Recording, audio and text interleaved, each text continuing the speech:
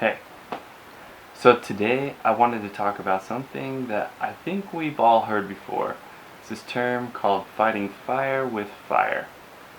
Now I think when we initially hear this, we kind of think of reactive aggression.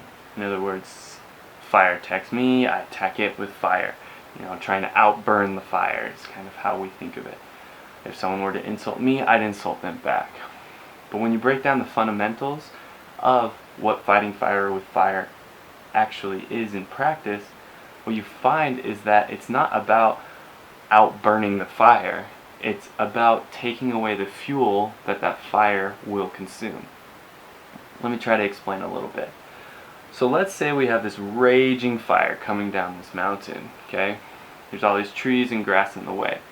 Now if I want to fight this fire with fire, what I would do is not set a fire and hope it overtakes it, but what I will do is I will burn the trees, the shrubberies, the grass in the path of this ongoing fire. Now this trees and shrubbery, those are combustibles, they act as fuel for that fire. When that fire runs into that already burnt up fuel, it has no way to continue and exhausts itself.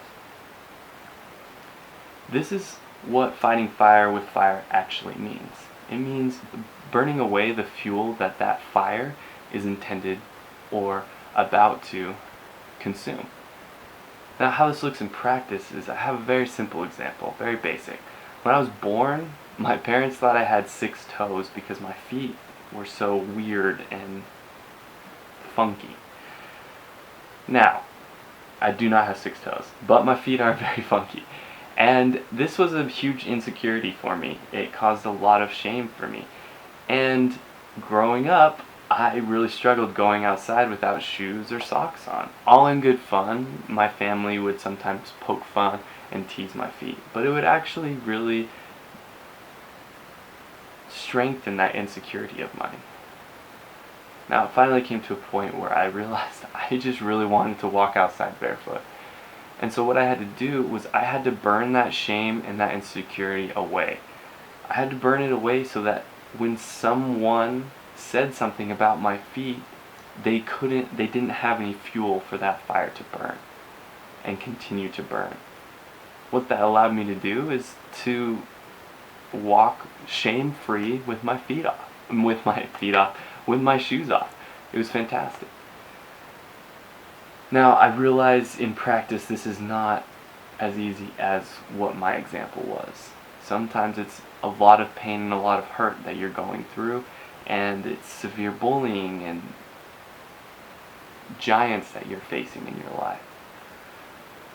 But I believe that this practice fundamentally remains true.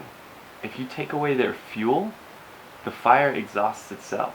It extinguishes itself because there's nothing there to burn. If you come to terms and learn to accept the things that bring you shame and insecurity, and learn to accept and love those things, the shame and the hatred and the disgust that you harbor in yourself no longer is fuel for them to burn. And those insults and teasings, they start to burn less and less. And eventually that fire exhausts itself. Here at No Shortcuts, we don't care much about likes and subscribers. What we care about more is starting a conversation.